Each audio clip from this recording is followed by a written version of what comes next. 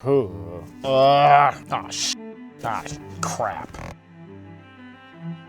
Oh. We're back. Daily Fantasy unboxing for the divisional round of the playoffs. My people, my friends, my comrades, my compatriots. But no New England Patriots, because those got eliminated. So if you missed last week's episode, we're doing something different for the playoffs here. We are looking at not the obvious picks. We're not unboxing a bunch of stars. We're also not doing quarterbacks because there's only like 4 quarterbacks to pick from. I think you can manage that on your own. I don't need that third box because we're doing head-to-head debates between 2 kind of sleeper-ish, not lower tier, under the radar type guys.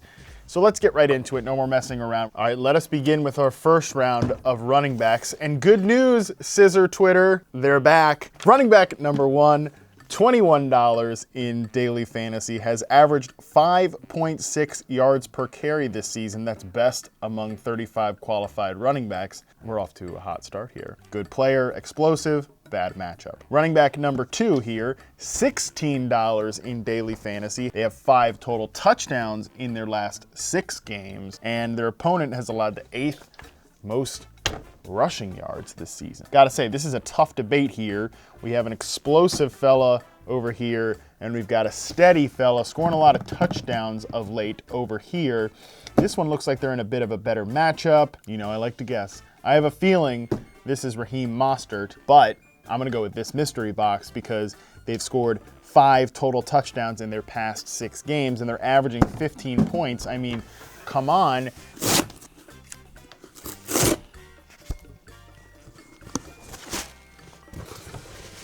Gosh, crap. It's Damian Williams. Well, I played myself. If we want to be positive here, it's really hard to be positive here. If we want to be positive here, Damian Williams is going to be the lead back of the Patrick Mahomes-led explosive Chiefs offense, and the damn Texans defense still not looking so good. Devin Singletary last week, he busted off some nice plays. Yeah, I think this actually it's fine. I feel like this whole segment, all I just end up saying is it's fine. I never really get that excited. Let's move on to our second running back group where hopefully we find something a little bit more than fine. Running back number 1 is $18. This is his best season of his career. He's rushed for the most yards this season than he ever has. Running back number 2, $16 in daily fantasy, has back-to-back games with a touchdown. We have a lot to think about here. My instinct tells me that this is Carlos Hyde of the Houston Texans with a career high in rush yards this year. $18 is worth it, I think, for Carlos Hyde. I'm pretty tempted to just go down that street. This player, I have no idea who the f they are. $16 for an unknown person with back-to-back games with a touchdown. I don't know. Yeah, let's just play it safe. Just play it safe and unbox Carlos Hyde. I almost destroyed the box there. Ah, yes. I'm so smart. It's Carlos Hyde of the Houston Texans here. Probably not his best moment. This might not be my best moment of analysis either. But at the same time, I picked Carlos Hyde and Damian Williams, which was kind of risky because they're playing in the same game. Look, the Texans beat the Chiefs in their own building last time they played, right, during the regular season. So in that case, Carlos Hyde would theoretically have a good game. You know, they want to control the action early on the ground. The Chiefs' run defense is definitely not as good as their pass defense. Everybody knows that. The resume showed you that. If you're the Houston Texans, feed Carlos Hyde, you know, maybe give him seven touches on that first drive. Just really wear the Chiefs down, keep Patrick Mahomes off the field. I know I'm speaking cliches, but at the same time, it's what you'd want to do. I kind of had to do it even though I picked Damian Williams in the first one. Not necessarily like correlative type plays there. I just made that word up. Who was the $16 player? Beast mode. Oh, okay, well, God. I'm glad I didn't pick up his old ass. Of course he had a season high in targets and receptions last game. He's played frickin' 2 games this year. Nice try, Trevor. Now we move on to our wide receiver section, 1 and 2. Wide receiver number 1, $19 in daily fantasy, has double-digit fantasy points in all but 1 game over the last 8 weeks. That is a solid floor that you can count on. Now, wide receiver number 2, also $19 in daily fantasy. Averages over 13 yards per catch. This one has a double-digit fantasy point floor. I feel like the rush attempt notion here, they're trying to distract me with that one. I will not be distracted, Trevor. I will focus on this player here. I feel like this player is pretty reliable. I feel like this player is going to bring me some nice point potential in my lineup. Oh, I got really worried off camera that this was going to be Sammy Watkins, and thank God it's not. It's Emmanuel Sanders, the lead receiver for the San Francisco 49ers. The thing that you got to keep in mind here is you got to know it's about the game, not the name. The name Minnesota Vikings scares you a little bit as a pass defense based on years past.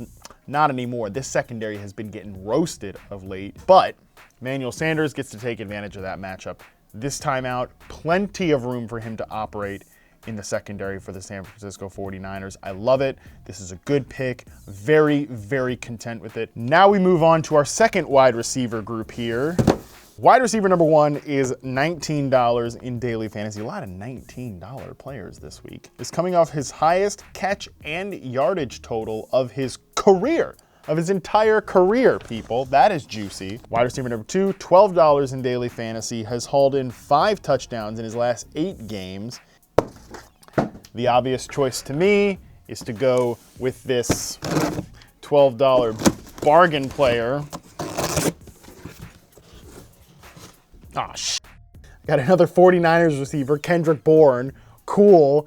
Didn't need that. Did not need 2 49ers receivers. I know I just talked about, the secondary of the Vikings. It's not as good as it used to be anymore. That doesn't mean I necessarily need 2 of these guys in my lineup, okay? I could have told myself a story about, okay, Damian Williams, Carlos Hyde, that was fine. That was fine to get, it could have been worse. Carlos Hyde is a pretty secure pick.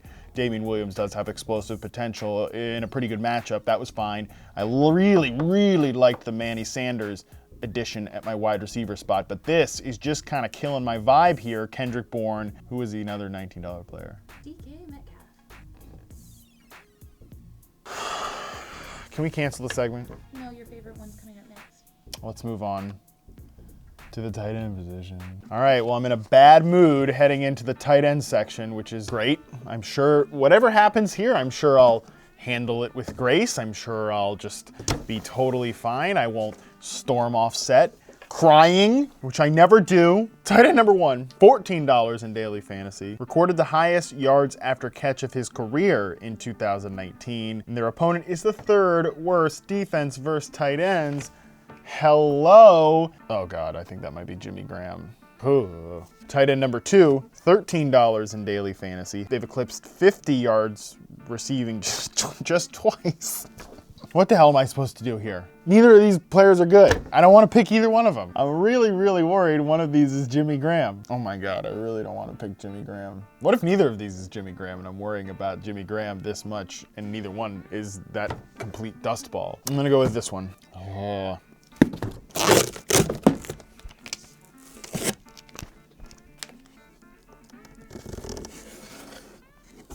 No, no, no, no. Oh, no, no.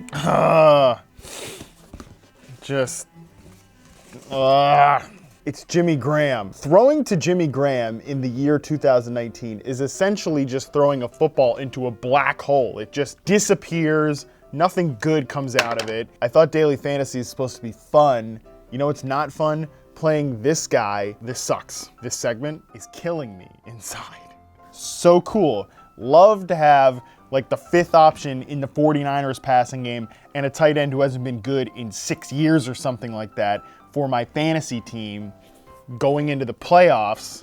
What you should learn from this segment is that you can have a lot of fun, not like this, have fun making your own choices in your own daily fantasy lineup by going to yahoo.com/dailyfantasy, enter a lineup in one of our playoff contests, pick good players, don't pick Kendrick Bourne and Jimmy Graham, and have fun, okay?